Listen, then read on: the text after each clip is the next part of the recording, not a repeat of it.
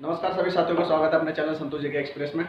और आज हम बात करेंगे हमारे अगले भौतिक प्रदेश थार के मरुस्थल के बारे में। तो आज का हमारा चैप्टर होगा थार का मरुस्थल। थार का मरुस्थल, आज हम थार के मरुस्थल के बारे में अध्ययन करेंगे। ये हमारा अगला भौतिक प्रदेश है जो हमने पढ़े थे ना पहले, हिमालय पर्वतमाला, उत्तर भारत का विशाल मैदान, प्रायद्वीपीय पठार। तो अगला भौतिक प्रदेश कौन सा है हमारा? थार का मरुस्थल। अब थार के मरुस्थल के बारे में अपन अध्ययन करेंगे कि थार का मरुस्थल का उपयोग क्या है, थार का मरुस्थल क्या है। देखो, थार का मरुस्थल हमारे भारत और पाकिस्तान में पाए जाने वाला एक विश्व का सबसे क्षेत्रफल की दृष्टि से अपन बात करें तो 17वां सबसे बड़ा मरुस्थल है। 17वां सबसे बड़ा कौन सा? विश्व में 17वां सबसे बड़ा है। और अगर अपन वैसे बात करें कि उपोष्ण मरुस्थल के बारे में, जो उष्ण मतलब गर्म मरुस्थल के बारे में बात करें तो ये विश्व का नौवां सबसे बड़ा थार का मरुस्थल है जो भारत और पाकिस्तान में पाया जाता है। ठीक है, अब अपन इसके थार के मरुस्थल की विशेषताओं के बारे में बात करेंगे। तो आज हम इसके विशेषताओं के बारे में बात करेंगे।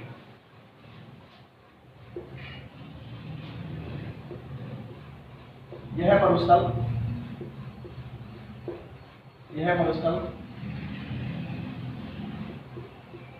भारत में पाकिस्तान दो देशों में पाया जाता है। या स्थित। ठीक है, पाया जाता या स्थित।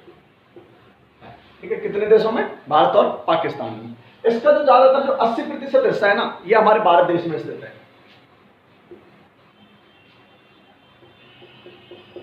थार मरुस्थल का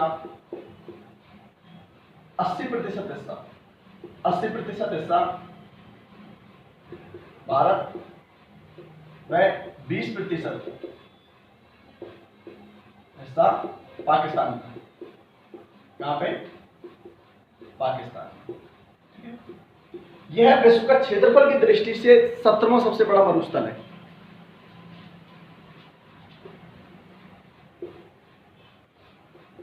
यह क्षेत्रफल की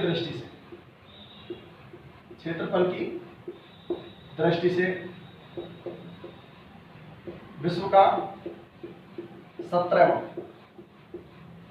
सबसे बड़ा मरुस्थल है।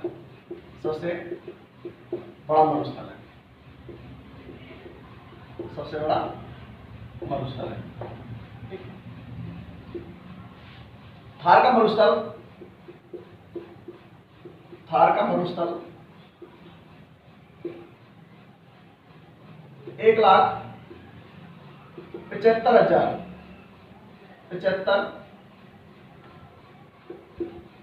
1,75,000 वर्ग किलोमीटर में फैला हुआ है।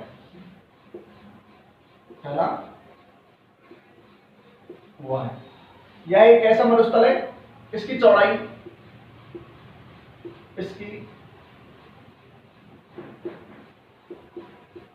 चौड़ाई दक्षिण पश्चिम से उत्तर पूर्व की ओर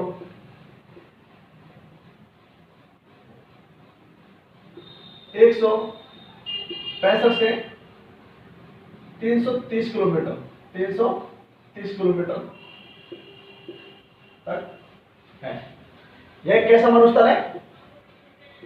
यह एक उष्ण मरुस्थल है। कैसा है? उष्ण का मतलब होता है गर्म मरुस्थल। उष्ण मरुस्थल है। ये कैसा मरुस्थल है? उष्ण मरुस्थल है। थार का मरुस्थल हमारे 33 सागर के जो अवशेष पाए जाते हैं उनका अवशेष माना जाता है थार का मरुस्थल। यह मरुस्थल 33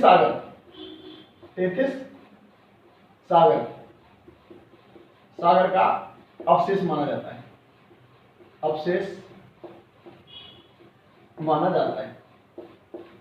यह भी आपको याद हो तो अपने महाद्वीप में महासागर विस्थापन के सिद्धांत के बारे में बताया था कि जिसमें पहली जगह दो भागों में विभाजन हो गया था, जिनके बीच में क्या था, तैतीस सागर। अब तैतीस सागर इसलिए इसको तैतीस सागर का अवशेष क्यों माना जाता है, क्योंकि ये मरुस्थल हमारा कैसा है, यहाँ पे खारे पानी की झीलें पाई जाती है, ठीक है, इस वजह से इसको क्या मतलब तैतीस सागर का अवशेष माना जाता है। यहाँ पे पहले ये क्या, पहले बहुत उपजाऊ मैदान था जहाँ पे सरस्वती घग्गर नदी बहती थी, पहले सरस्वती बहती थी और अब उसका नाम क्या है, घग्गर नदी।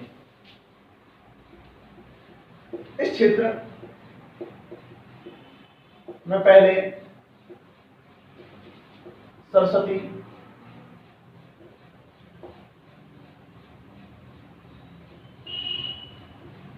सरस्वती व अब घग्गर नदी बहती है, नदी बहती है, ठीक है। थार का मरुस्थल, थार के मरुस्थल में क्या है, मतलब ये हमारा कैसा मरुस्थल है, मतलब वनस्पति विहीन है, मतलब इसमें वनस्पति बहुत कम पाई जाती है थार के मरुस्थल में। यह है मरुस्थल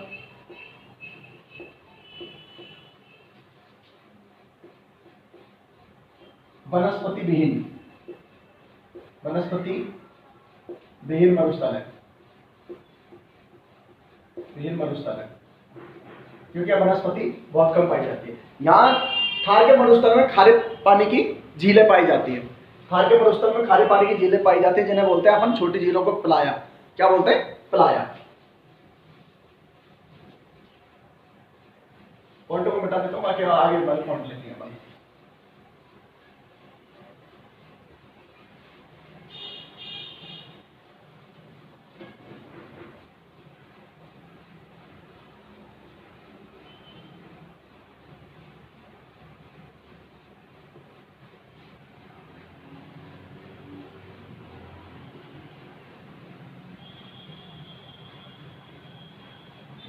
देखिए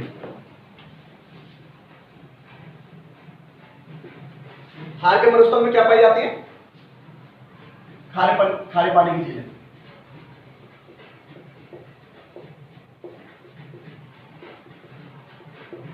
थार के मरुस्थल में खारे पानी की झीलें पाई जाती हैं, झीलें पाई जाती है। मैंने अभी आपको बताया ये क्षेत्र थार का मरुस्थल कैसा है, वनस्पति भी, यहाँ पे वनस्पति बहुत कम मात्रा में पाई जाती है। इस मरुस्थल में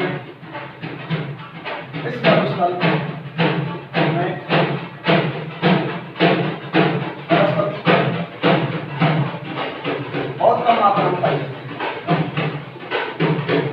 मात्रा में यहाँ पे वनस्पति पाई जाती है।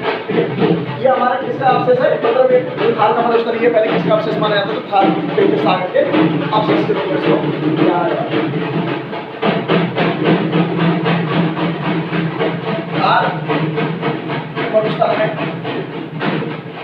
थार के मरुस्थल में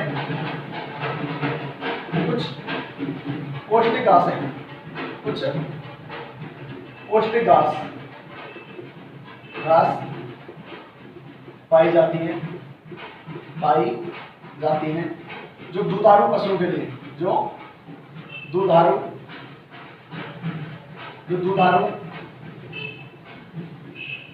पशुओं के लिए लाभदायक होती है, लाभदायक होती है, ये दुधारू पशुओं के लिए लाभदायक होती है। देखो थार के मरुस्थल में एक प्रदेश पाया जाता है सम, जो पूरा वनस्पति विहीन है, वहां पे कोई भी प्रकार की मतलब वनस्पति नहीं पाई जाती। थार का मरुस्थल, थार के मरुस्थल में स्थित सम प्रदेश, देखो ये सम प्रदेश क्या हमारे जैसलमेर में पड़ता है, कहाँ पड़ता है, जैसलमेर में, राजस्थान के जैसलमेर जिले में पड़ता है, जो मतलब ये वनस्पति विहीन क्षेत्र है, यहाँ पे बिल्कुल भी मतलब वनस्पति नहीं पाई जाती, ठीक है। संप्रदेश स्थित है जो वनस्पति विहीन विहीन क्षेत्र माना जाता है, माना जाता है। थार का मरुस्थल, थार का मरुस्थल में क्या पाए जाते हैं? बालू के टिब्बे, बालू के टिब्बे। थार के मरुस्थल में, थार के मरुस्थल में बालू के टिब्बे, बालू के टिब्बे। देखो बालू का मतलब होता है रेत के, रेत के बड़े बड़े टीले पाए जाते हैं। टिब्बे का मतलब क्या होता है? टीले। तो रेत के बड़े बड़े टीले पाए जाते हैं, ठीक है। अब बात आती है, देखो अब यहाँ पर इनके थार के मरुस्थल में पाए जाने वाले इस तरह के बारे में बात करेंगे। देखो अर्धचंद्राकार, बरखान, ये क्या होते हैं, ठीक है। प्लाया, रंगटाट, इनके इस तरह के बारे में अपन बात करेंगे। अब बात करें, देखो ये कैसा मरुस्थल है? गर्म मरुस्थल है। तो देखो सबसे ज्यादा अपने को इससे लाभ क्या होता है कि ये क्या है, अपने मतलब मानसूनों को क्या अपनी ओर आकर्षित भी करता है। कारण क्या है? क्योंकि मैंने अभी उसमें पहले वाले चैप्टर में बताया था कि कर्क रेखा भारत के 8 राज्यों से होकर गुजरती है। तो देखो जहां पे तापमान, जिन क्षेत्रों में तापमान ज्यादा होता है वहां पे वायुदाब कैसा होगा? कम। जिन क्षेत्रों में तापमान कम होगा वहां पे वायुदाब कैसा होगा? ज्यादा। और हवा में से किधर की ओर चलती है? उच्च वायुदाब से निम्न वायुदाब की ओर। तो ये अपने क्या पवनों को आकर्षित भी करती है। तो यहाँ पे गर्मियों के मौसम में एक पवन चलती है जिसका नाम है लू।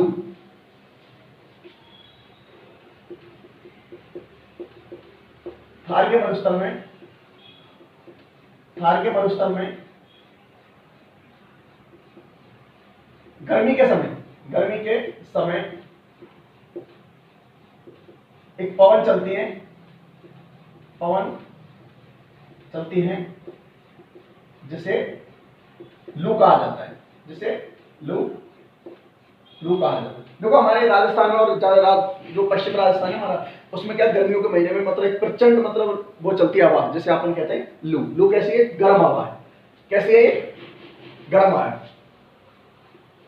थार का मरुस्थल में विश्व का मतलब देखो सबसे जो हमारा सबसे बड़ा जो मतलब केंद्रीय जो लाइब्रेरी है हमारी, जो मतलब सबसे बड़ी जो लाइब्रेरी है विश्व की सबसे बड़ी लाइब्रेरी कहाँ पाई जाती है? हमारे थार के मरुस्थल में, जो जैसलमेर में स्थित है, जो अभी फिलहाल में मतलब बीकानेर में उसको शिफ्ट कर दिया गया है, ठीक है।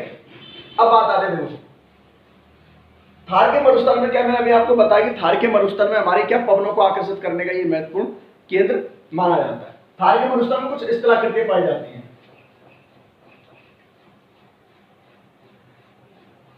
इसको लिख देता हूं मैं। थार के मरुस्थल, थार के मरुस्थल में स्थित चंदन नलकूप, एक मतलब चंदन नलकूप स्थित है जिसे थार का घड़ा, जिसे थार का घड़ा कहा जाता है, जिसे थार का घड़ा कहा जाता है। देखो ये जो हमारे चंदन नलकूप है ये हमारे क्या मतलब जैसलमेर जिले में स्थित है। यहाँ पे क्या है हमेशा मतलब मीठा पानी निकलता है और ठंडा पानी निकलता है, इसलिए इसे थार का घड़ा भी कहा जाता है। घड़ा देखो हमारे राजस्थानी भाषा में मतलब उसको कहा जाता है पानी पीने का जो वो होता है ना मटका, उसे घड़ा कहा जाता है, ठीक है। अब देखो बात किसकी आती है कि जो हमारे थार का मरुस्थल है इसमें हमारे क्या है मतलब मैंने अभी आपको बताया कि मतलब एक पट्टी पाई जाती है जिसमें एक मतलब घास पाई जाती है। मैं आपको लिख देता हूं चीजों को। थार के मरुस्थल में, थार के मरुस्थल में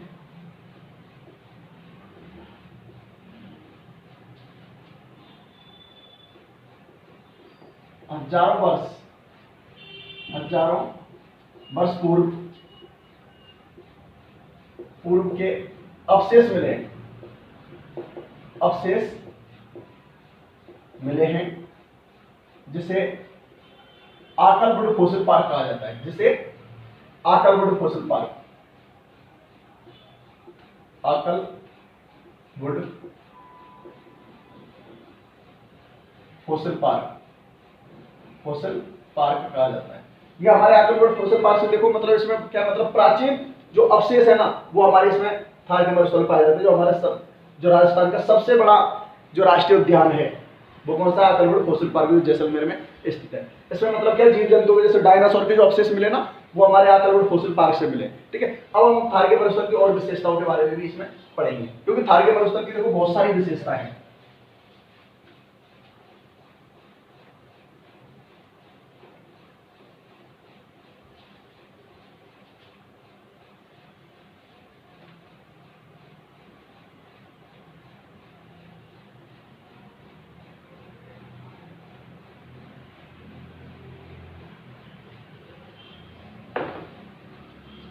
टॉपिक हमारा थार का मरुस्थल ही चल रहा है, थार का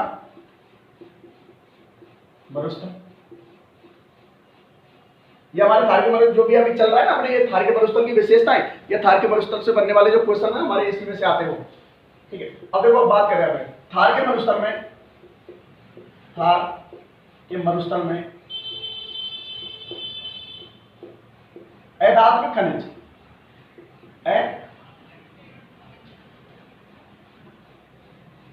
अधात्विक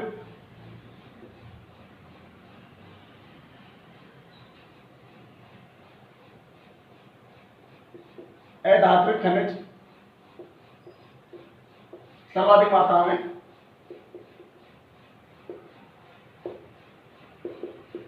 में पाए जाते हैं,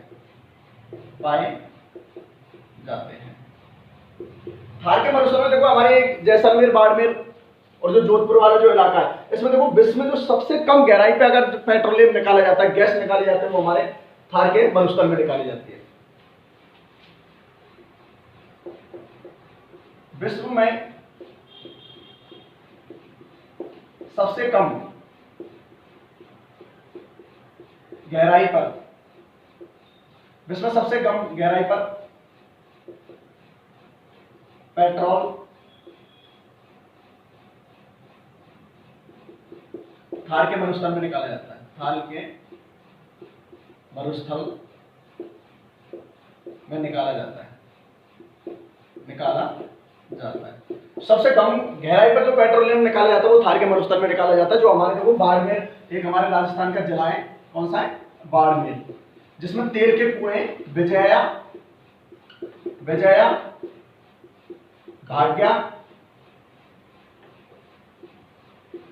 भाग्या और मंगलम,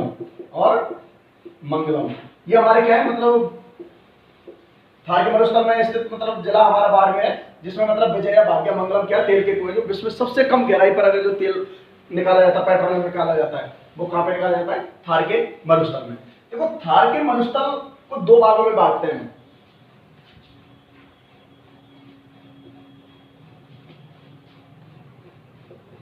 थार के मरुस्थल को दो भागों में बांटा जाता है। कितने भागों में बांटा जाता है, दो भागों में। शुष्क मरुस्थल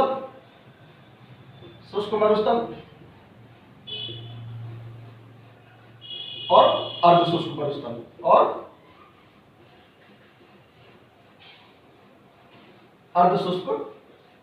मरुस्थल, शुष्क मरुस्थल का होता है मतलब सूखा, अर्धशुष्क मतलब होता है आधा सूखा। अब शुष्क मतलब देखो जहां पे वर्षा मतलब 25 सेंटीमीटर से कम होती है, 25 सेंटीमीटर से कम होती है, वो कैसा होता है, शुष्क मरुस्थल। और अर्धशुष्क मरुस्थल किसे कहा जाता है, जो मतलब 50 सेंटीमीटर से कम वर्षा होती है। हम इसको इस तरीके से भी बात बोल सकते हैं कि थार के मरुस्थल को जो दो भागों में विभाजित करते हैं, वो 50 सेमी वर्षा मीटर क्या इसको अलग करती है। मैं आपको पॉइंट लिख देता हूं यहाँ पे, थार के मरुस्थल को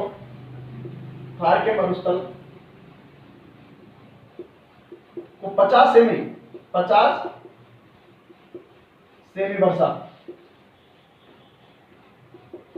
दो भागों में बांटती है, जिसे अवशुष्क मरुस्थल और अर्धशुष्क मरुस्थल भी कहते हैं। थार के मरुस्थल में देखो थार हमारे राजस्थान में थार महोत्सव भी मनाया जाता है, जो मतलब सम तहसील का सबसे ज्यादा फेमस हमारा मरुस्थल है। जो थार का मरुस्थल मनाया जाता है हमारे ज़्यादातर हमारे जो मेन रूप से मनाया जाता है वो थार का मरुस्थल मनाया जाता है बाड़मेर में, ठीक है। और वैसे हमारे इसके बाड़मेर, जोधपुर और जैसलमेर का हिस्सा आता है, इसमें बीकानेर का भी हिस्सा आता है, ठीक है। यहाँ पर गर्मियों में थार महोत्सव मनाया जाता है, थार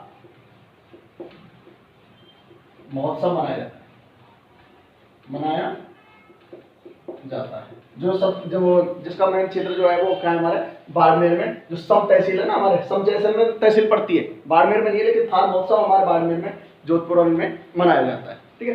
अब देखो बात किसकी आती है, थार मरुस्थल में क्या है, मतलब मैंने अभी आपको बताया कि थार मरुस्थल में मतलब रेत के बड़े बड़े टीले पाए जाते हैं, ठीक है। अब इसमें क्या छोटी झीलें भी पाई जाती है, जो कैसी झीलें होती है, खारी झीलें। थार के मरुस्थल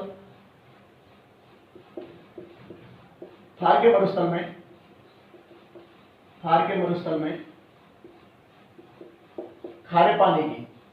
खारे पानी की झीलें पाई जाती हैं, झीलें पाई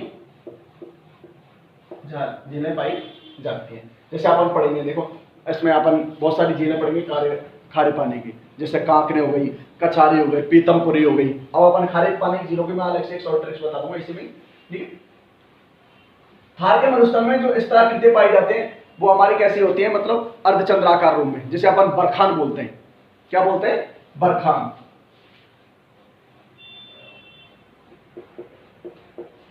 थार के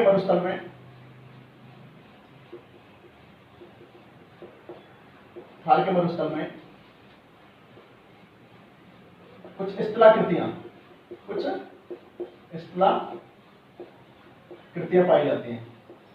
पाई जाती हैं, जिन्हें बरखान, जैसे बरखान, रन, टार। देखो ये रन टार झीलें भी होती है, छोटी झीलें, जैसे अपन बोलते हैं प्लाया झीलें। कैसी, प्लाया झीलें। तो बरखान तो इस तरह के, रन और टार हमारे क्या है, ये खारे पानी की झीलें कहा जाती है, छोटी होती है, ठीक है। और आगे हम इसके थार के मरुस्थल के बारे में पढ़ेंगे, क्योंकि थार के मरुस्थल का जो चैप्टर है हमारा बहुत बड़ा है।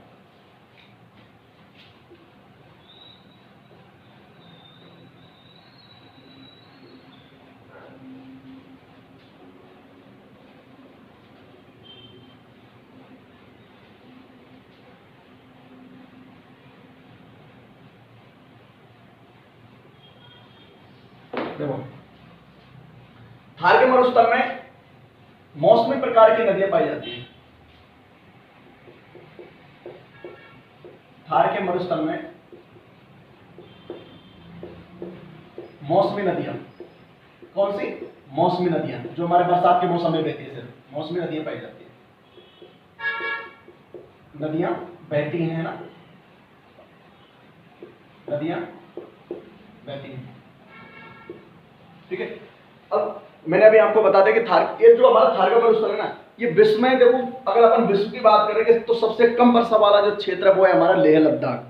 कौन सा है, लेह लद्दाख। लेकिन अगर जो दूसरे नंबर पे आता है ना विश्व में सबसे कम जो वर्षा, दूसरे नंबर पे स्थित वो आती है हमारे थार के मरुस्थल में।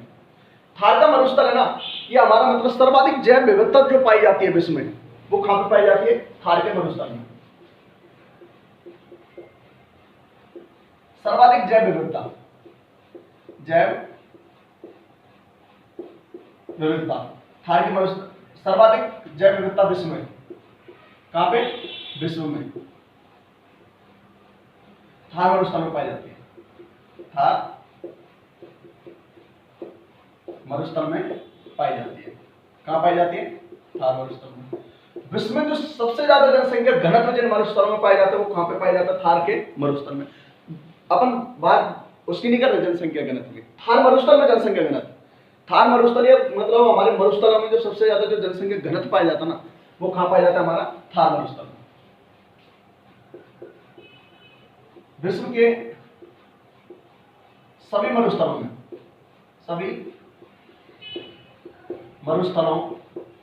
सर्वाधिक जनसंख्या घनत्व, सर्वाधिक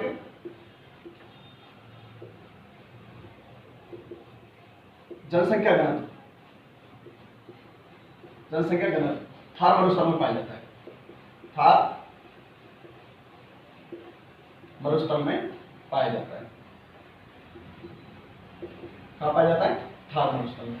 या मैंने अभी आपको बता दिया, देखो ये तो कि इसमें थार के मरुस्थल में खारे पानी की झीलें पाई जाती है, खारे पानी की झीलें पाई जाती है। थार के मरुस्थल की सबसे बड़ी जो नदी है, थार के मरुस्थल की सबसे बड़ी नदी,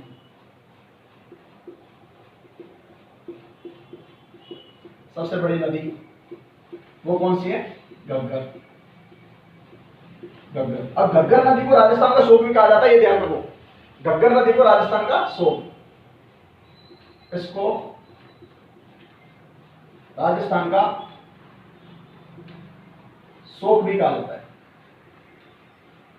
कहा जाता है, इसमें मोस्ट लगा लेना कि मतलब ये हमारे राजस्थान का शोक किसे कहा जाता है? घग्गर नदी को। ठीक है। थार का मरुस्थल हमारे जो राजस्थान में पाया जाता है, ये पश्चिम राजस्थान में पाया जाता है। थार का मरुस्थल राजस्थान के पश्चिम भाग में, पाकिस्तान और भारत की जो सीमा रेखा लगती है ना हमारे, उसमें पाया जाता है। पश्चिम भाग में पाकिस्तान की सीमा के साथ स्थित है। अब इस थार के मरुस्थल को ना पाकिस्तान के चोलिस्तान के नाम से जाना जाता है। थार के मरुस्थल को पाकिस्तान में, कौन सा है? पाकिस्तान में चोलिस्तान, क्या नाम है? चोलिस्तान। चोलिस्तान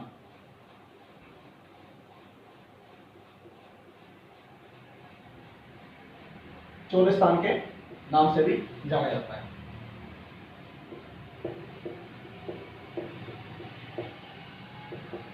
जाना जाता है किस नाम से जाना जाता है? चोलिस्तान के नाम से। ठीक है। तो दोस्तों ये हमारे थार के मरुस्थल के बारे में टॉपिक था हमारा। ठीक है। जो हमारे भारत का भौतिक प्रदेश भी माना जाता है, भौतिक प्रदेश माना नहीं जाता है ये। ठीक है। अब देखो ये हमारे थार के मरुस्थल के बारे में हमने ये चैप्टर पढ़ा है। तो आज हमारा मतलब ये थार का मरुस्थल क्लियर हो चुका है। आगे वाले अपन चैप्टर की बात करेंगे। हमारे 2 भौतिक प्रदेश और रह गए अभी, जिन्हें हमारे 4 तो करा दिए, 2 रह गए हमारे। एक तो तटीय प्रदेश और द्वीप समूह। तो आज हम उनके बारे में बात करेंगे। तो ये हमारा थार के मरुस्थल के बारे में महत्वपूर्ण है। दोस्तों उम्मीद करता हूँ कि पसंद आता होगा। ऐसे प्यार और सपोर्ट बनाते रहो। अपने चैनल को जरूर लाइक और सब्सक्राइब जरूर करते रहें। आपको अपना संतोष जारोटी। जय हिंद, जय भारत।